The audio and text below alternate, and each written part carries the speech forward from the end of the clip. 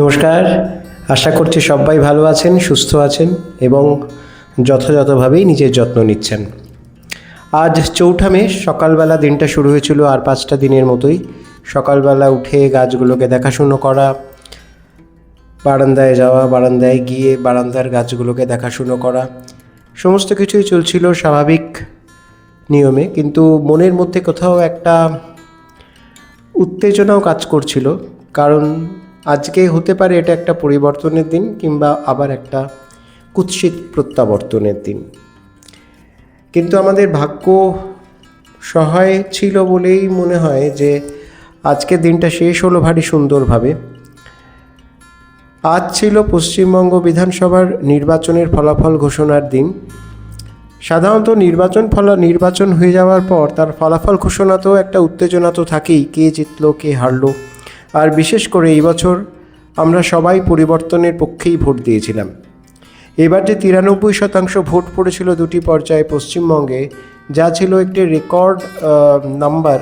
আমার তখনই মনে হয়েছিল যে এই যে ভোটের ব্যাপারে মানুষের মনের যে একটা উৎসাহ, একটা অতিরিক্ত উৎসাহ বা উত্তেজনা যাই বলুন না কেন, সেটা কাজ করেছে, সেটা কিন্তু শাসক দলের অনুকূলে যাবে না। কারণ বিগত বহু নির্বাচনে আমরা দেখেছি যেখানেই লোকজন নির্ভয়ে অকুতভয়ে বিপুল সংখ্যায় তারা এই ভোটিং প্রসেসটাতে পার্টিসিপেট করেছে, সেখানেই সেই ভোটটা কিন্তু কখনোই শাসক দলের ফেভারে যায়নি, এবারও গেল না।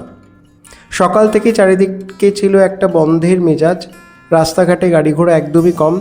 আমার কিছু চেনা পরিচিত বন্ধুরা আগেই জানিয়েছিল যে ওদের অফিস থেকেই বলে দিয়েছে যে আজকের দিনটাতে ওয়ার্ক ফ্রম হোম করার, বাড়ি থেকেই কাজ করার জন্য তার আগাম অনুমতি দিয়েছিল।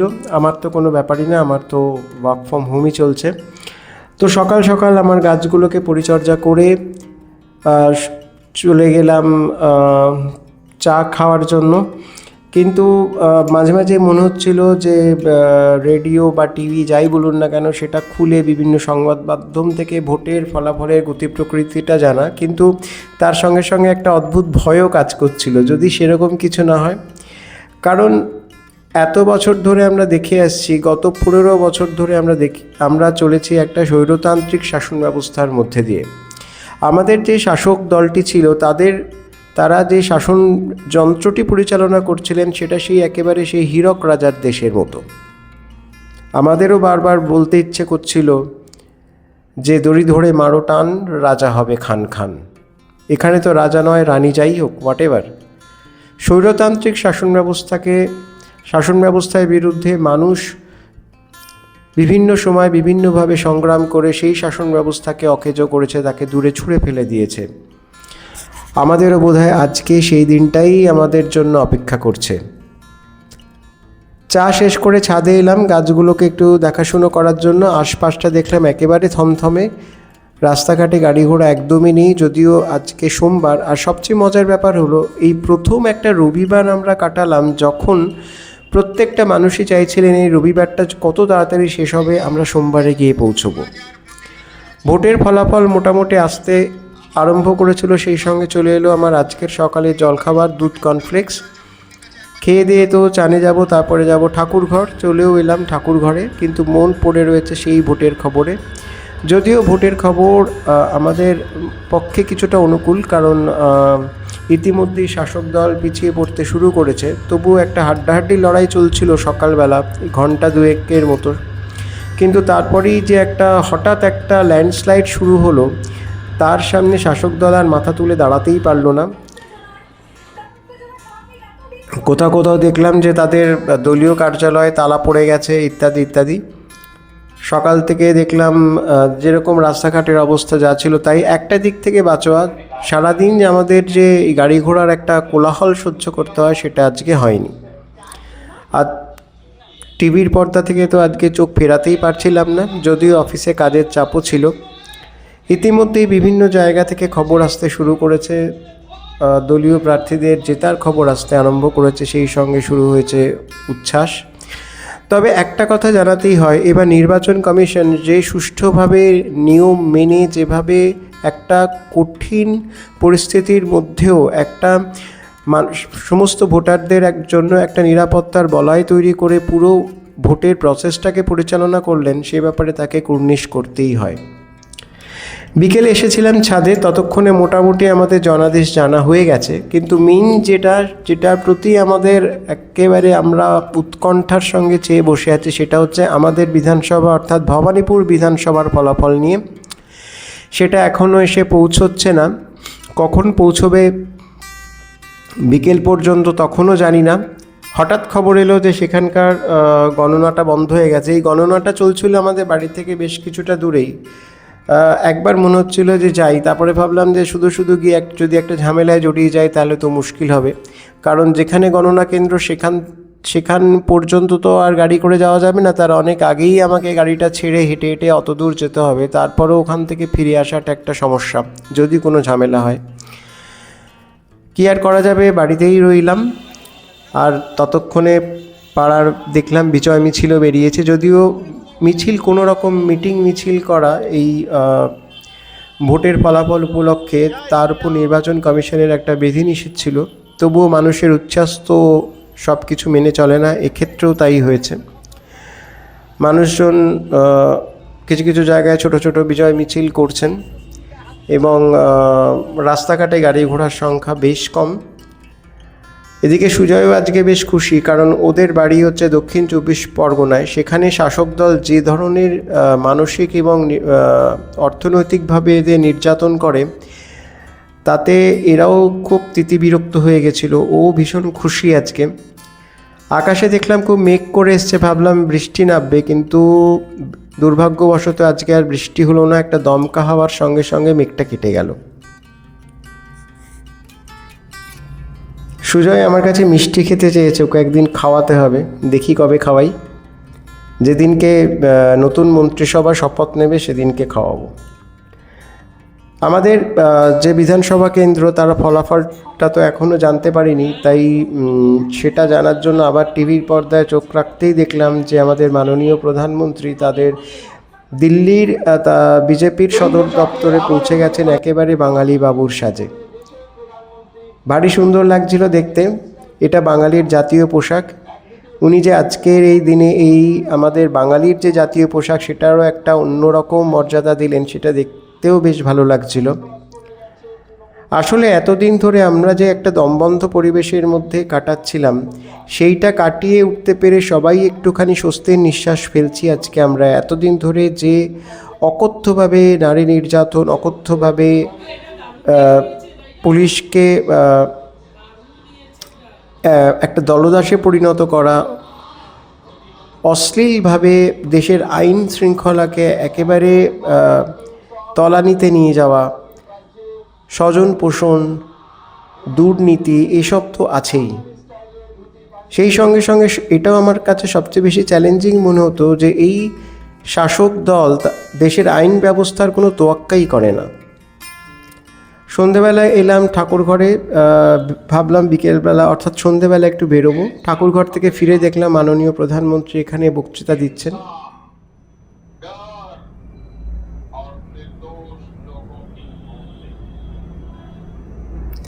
আজকে আমাদের মাননীয় প্রধানমন্ত্রী যে কথাগুলি বললেন সেটি একেবারেই আমাদের মনের কথা।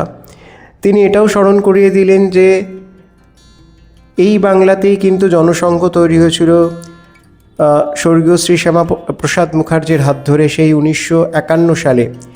দীর্ঘ সময় চলে গেছে, গঙ্গা দিয়ে প্রচুর জল বয়ে চলে গেছে, কিন্তু কখনোই সেই জনসংঘ বা 1980 সালে তার থেকে তৈরি হওয়া বিজেপি কিন্তু কখনোই এই রাজ্যের একটা ভরসার জায়গা করে নিতে পারেনি, যেটা সম্ভব হলো এই 2026-এ। যাই হোক, আমরা অশেষভাবে কৃতজ্ঞ আজকে নির্বাচন কমিশনের উপর। সেই সঙ্গে সঙ্গেই আমরা চাইব যে একটা সুষ্ঠু আইনের শাসন ব্যবস্থা যেন পশ্চিমবঙ্গে কায়েম হয়। এখানে যেন প্রত্যেকেই তাদের নিজস্ব মতামতটাকে স্বাধীনভাবে ব্যক্ত করতে পারে, নিজস্ব চিন্তাধারাটাকে স্বাধীনভাবে বইয়ে দিতে পারে। আজকে রাস্তাঘাট একেবারেই ফাঁকা।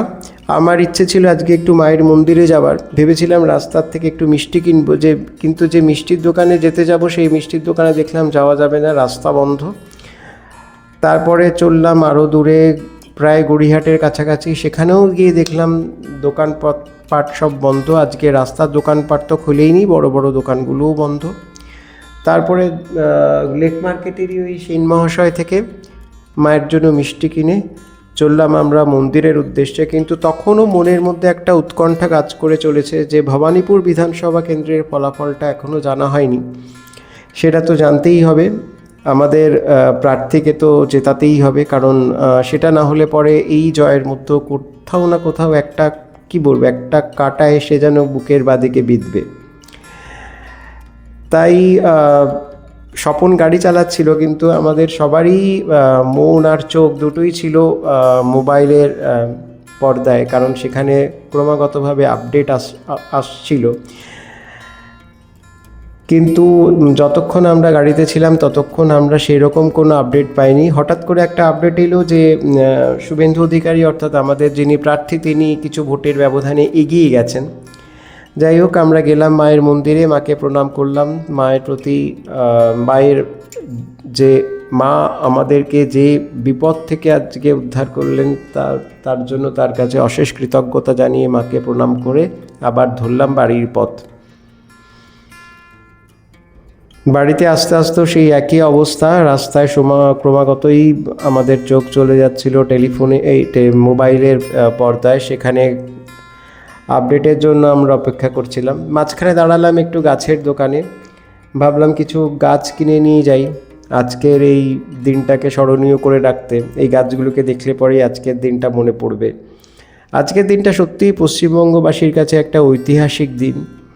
আমরা নিজেরাও জানি না যে আমরা কি দুঃসাধ্য সাধন করলাম আজকে।